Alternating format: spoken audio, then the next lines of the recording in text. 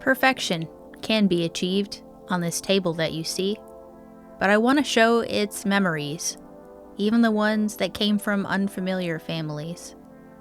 Tables are one of the places where people gather and where you see familiar faces, sharing your days, months, and years.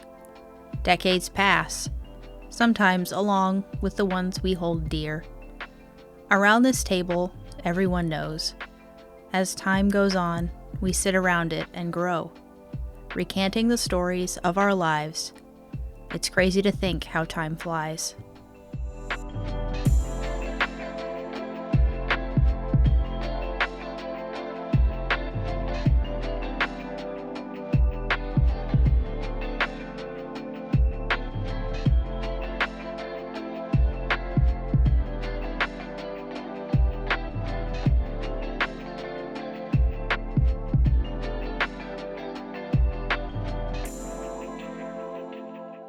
Welcome to another installment of Emily fixing things that she keeps for herself. If you're interested in furniture makeover videos, click on the subscribe button to get more content like this. The first goal is to remove the failing finish. The seller told me that they stopped using the table because every time they would set something on it, it would further damage the finish. So we're going to take this awesome table back to bare wood and stain it. I'm going to be using Clean Strip Premium Stripper 15-minute gel formula to remove the finish off of the top of the table. I chose to use stripper instead of using the carbide scraper here because I was hesitant to scrape a finish that had visible grain tears. I didn't want to take the risk and add to those. I used a chip brush to pretend I'm painting the top. When using a stripper, you'll want to make sure that you have a generous amount so that it doesn't dry out before you scrape it off. I applied a thick coat to the top for the 15-minute stripper, which is typically fine. If you're using a stripper like Citrus Strip, you'll want to put plastic wrap or bags over the top and allow it to marinate a bit longer before you scrape it off.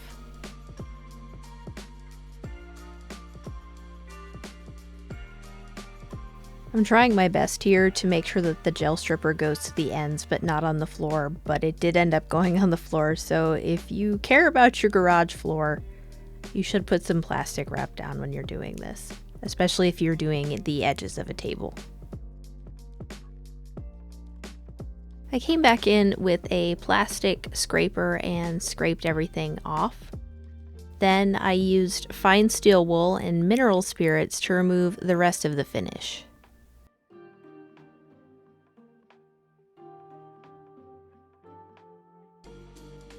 As I'm removing the rest of the finish with mineral spirits, I noticed where all of the damage was on the tabletop. Honestly, I'm not really wanting to hide those scrapes and dings too much.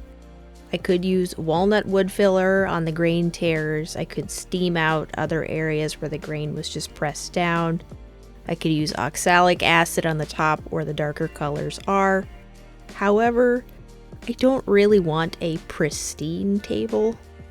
Tables are one of those heavily used items, and I'm not looking to make it immaculate from the factory. We're going to call it character. On a side note, if you want to see hidden damage on any of the wood you're planning to stain, just put some mineral spirits on it, and that will help you see those areas before you apply a stain. That way you don't have to go back and fix them later.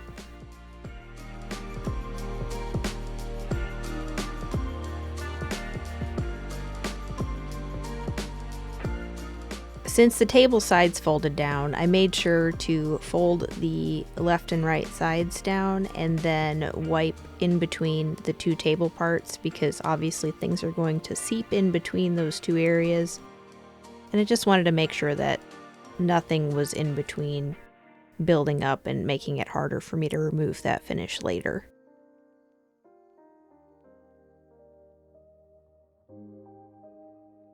Once the tabletop had dried, I dusted off the finish residue from the mineral spirits exfoliation. I used my Makita orbital sander with a 150 grit sanding pad to carefully sand the top of the table. The 150 grit pad will be enough to smooth everything out for stain, but it also won't eat the finish away like a 100 or 80 grit sandpaper would. I should also mention that the top of this table is a walnut veneer, so delicate sanding is preferred. I know I mentioned that I don't really want a perfect table, but sanding did end up removing some of the more superficial damage on the top. I also use the sander to round out the edges and kind of smooth those out as well. And when you're doing this, if you feel comfortable, you have to move pretty quickly, unlike when you're sanding a flat surface.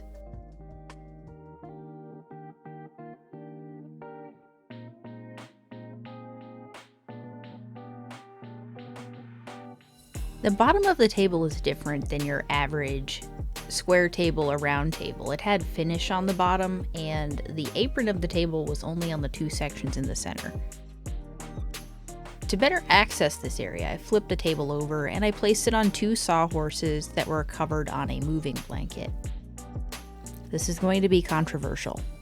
I did not remove the two sides of the table to refinish it. Honestly, I wasn't going to refinish the underside of the table to begin with.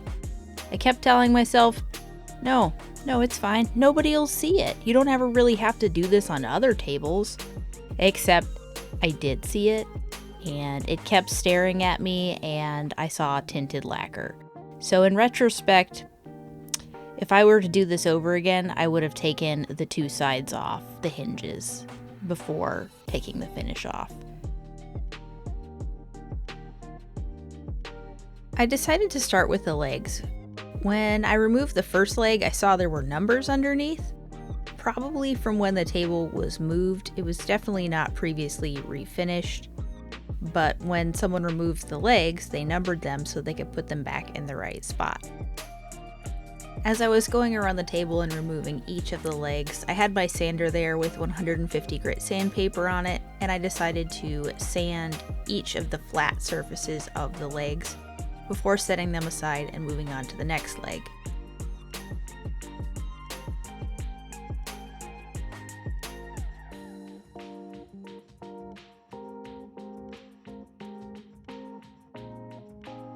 To clear out the inset grooves of the legs, I used my detailed carbide scraper.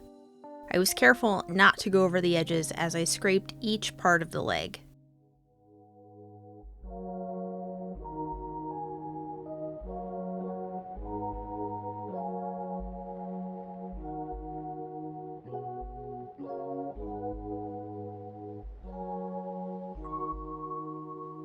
Once I scraped the majority of the finish out of the grooves, I took my 120 grit sandpaper and cleared the rest of the finish out.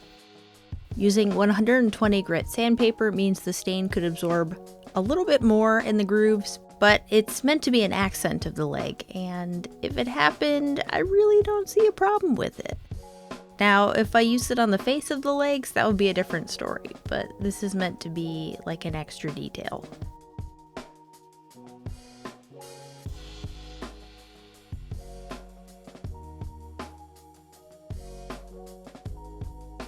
I did make an attempt to remove the apron when I realized that I was going to remove the finish off of the bottom of the table. However, it was glued on quite well, so I decided to leave it on instead of taking the risk of prying it off and possibly damaging the veneer on the bottom of the table. I ended up using my trusty carbide scraper to remove the finish off the apron as well. I sanded it with 150 grit sandpaper after the majority of the finish was removed, and I switched over to the detailed carbide scraper to get that same inset detail that was on the legs that also exists on the apron.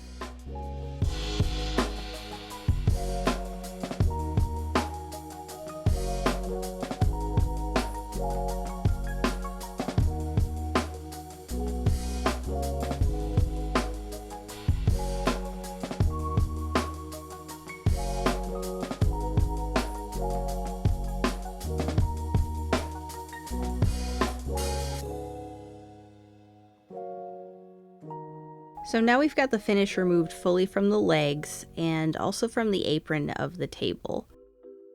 And now I'm going to try something I've never tried before.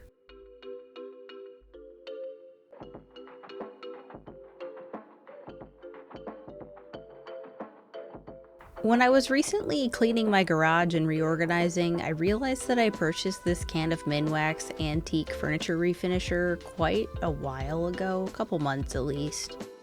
And what it's meant to do is it's meant to be a product that removes the finish from antique furniture.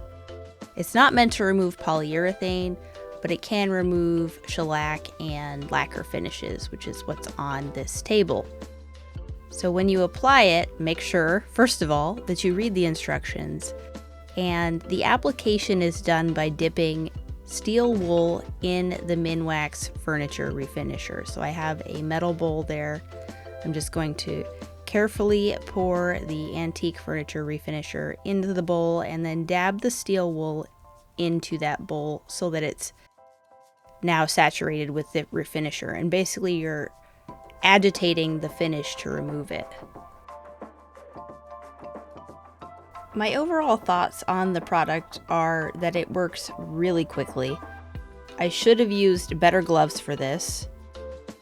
It's got a strong smell and evaporates quickly, so you'll need to work in a well-ventilated area, and you're going to need to work in small sections.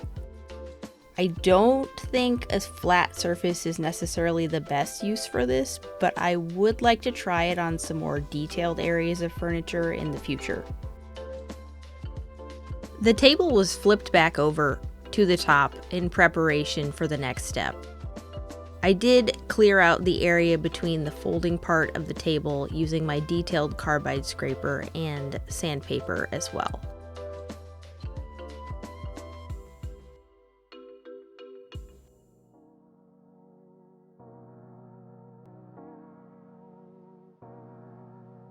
To stain the table, I'm going to be using General Finishes Antique Walnut Gel Stain. I'm going to apply this with a foam brush because I need to get inside those curved areas where the table folds down, and this is probably going to be the easiest way to do it. When applying the stain, I'm focusing on just making sure I get good coverage. The direction of application is less important.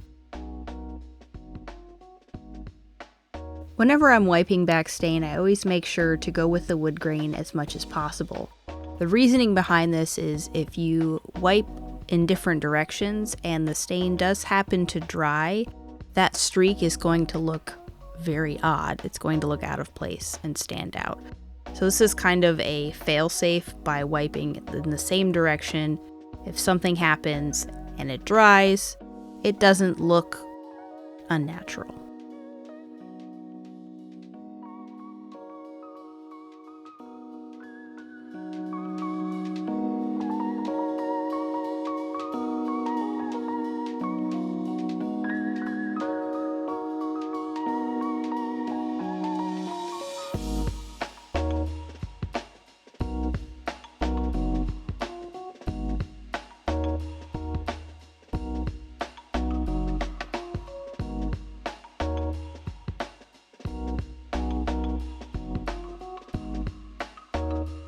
To seal the table, I used 3 coats of wipe-on polyurethane on the top of the table.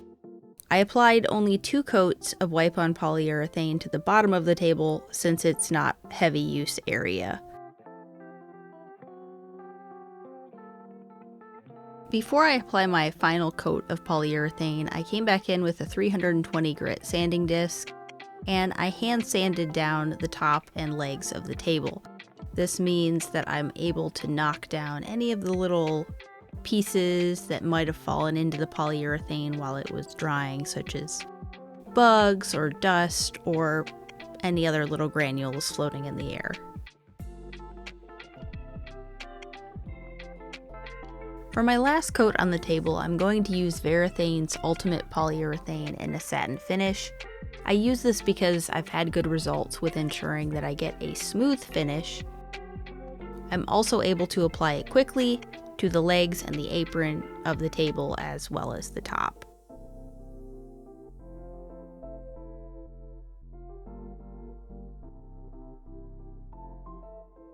After waiting for nearly 2 weeks in an effort to give the finish some extra cure time, I finally moved the table into my dining room, and here's what she looks like.